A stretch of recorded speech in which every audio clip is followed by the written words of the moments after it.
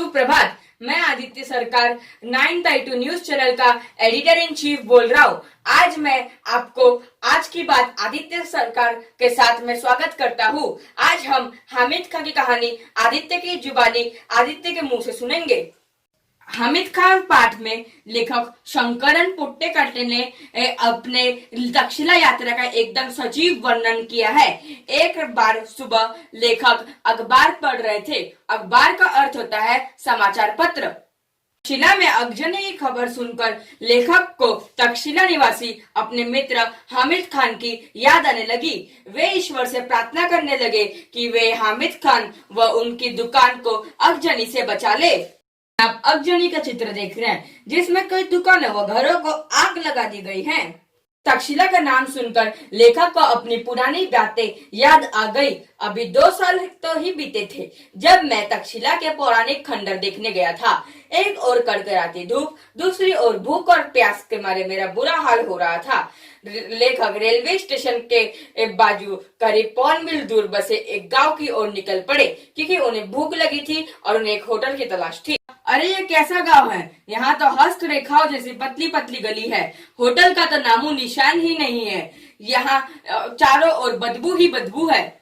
परेशान हो गए। तभी उन्हें एक ऐसा दुकान दिखाई दिया जहाँ पर चपातियां बनाई जा रही थी। लेखक एक सुंदर सी मुस्कान के साथ दुकान के अंदर घुस गए। आप देख सकते हैं कि एक आदमी जो चपातियां बना रहा है और लेखक को घूरे जा रहा है। लेखक भी उसके ओर मुस्कान से देख रहा है और पीछे जो एक आदमी हुक्का पी रहा है वो कौन है? वे हामिद खान के बूढ़े पिताजी हैं। ने एक पठान से पूछा, खाने को कुछ मिलेगा?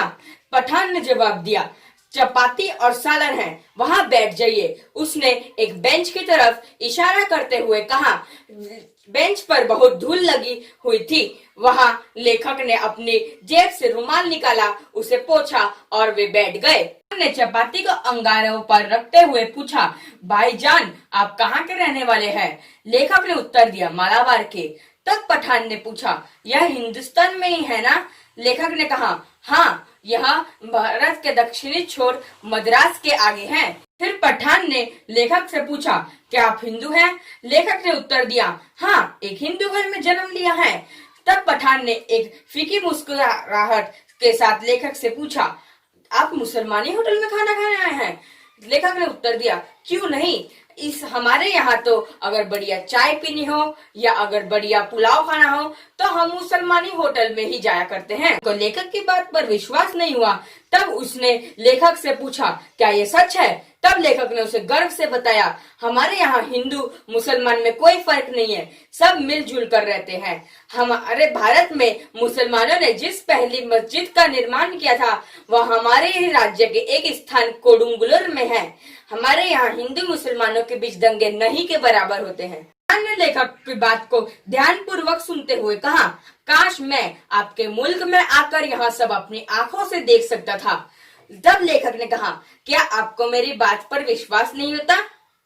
मुझे आपके बात पर तो पूरा यकीन हो गया है, पर मैं इस पर ईमान नहीं कर सकता कि आप हिंदू हैं, क्योंकि यहाँ कोई भी हिंदू आपकी कही हुई बातों को इत्तेफाक के साथ नहीं मुसलमान में से नहीं कह सकता। इसकी नजर में तो हम आतंकवादियों की औलादे हैं। हमें इस हालत में अपनी आन के लड़ना पड़ता है, यही हमारी नियति है। उसकी आवाज में सच्चाई कूट कूट कर भरी थी। लेखक ने उससे उसका नाम पूछा।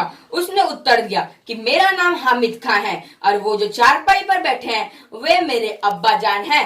आप 10 मिनट तक रुकिए, अभी आपका खाना तैयार हो रहा है। उसे लेखक की कही हुई बात बहुत अच्छी लगी। उसने कहा, यदि हिंदू और मुसलमान एक साथ प्रेम पूर्वक रहते तो कितना अच्छा होता। से पता चलता है कि हामिद खान एक सच्चा व नेक पठान था।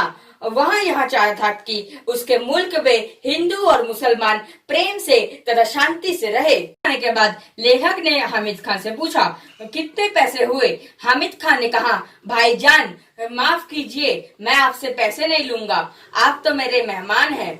ने हामिद खां को पैसे देने चाहे तब हामिद खां ने पैसे लेने से इनकार कर दिया। जब लेखक ने हामिद खां के हाथ में पैसे दिए तब हामिद खां ने लेखक के हाथ में पैसे देते हुए कहा कि भाईजान, आप अपने मुल्क में जाके किसी मुसलमानी होटल में पुलाव खाइएगा और तक्षशिला के भाई हामिद खां को याद करिएगा।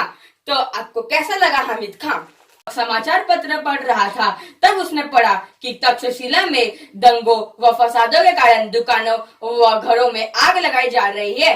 तब उसे अपने दोस्त हामिद खां की याद आने लगी। उसने भगवान से प्रार्थना किया कि वे हामिद खां व उसकी दुकान को सलामत रखे। घर का चित्र देख रहे हैं, यह तक्षशिला है। यह दुनिया का सबसे प्रथम विश्वविद्यालय माना गया है। पहले तो यहाँ भारत का ही हिस्सा हुआ करता था, परंतु अभी यहाँ पाकिस्तान का हिस्सा बन चुका है। जिन्होंने दुनिया को कामयाबी के कई सूत्र दिए वे भी तक्षशिला से ही पढ़कर निकले थे। वे वहीं के ही अध्यापक बन गए। इस बात पर मुझे एक कविता याद आ रही है जिसे मैं आपके सामने प्रस्तुत करने जा रहा हूँ। कोई नहीं है गैर बाबा, कोई नहीं है गैर, हिंदू मुस्लिम सिख ईसाई देख सभी है भाई भाई, भारत माता सबकी माता, गंगा मैया सबकी माई, मत रख मन में बैर बाबा, कोई नहीं है गैर, भारत के सब रहने वाले, कैसे गोरे कैसे काले, हिंदू मुस्लिम झगड़े पाले, पड़ गए जिससे जान के लाले, काहे का यहाँ बैर बाबा, कोई नहीं है गैर, राम समझ रहमान समझ ले, धर्म समझ ईमान समझ ले, मस्जिद कैसी मंदिर कैसा, ईश्वर का स्थान समझ ले, कर दोनों की सैर बाबा, कोई नहीं है गैर। यदि मेरे से इसमें कोई त्रुटि हो गई हो तो कृपया मुझे क्षमा कीजिए। धन्यवाद।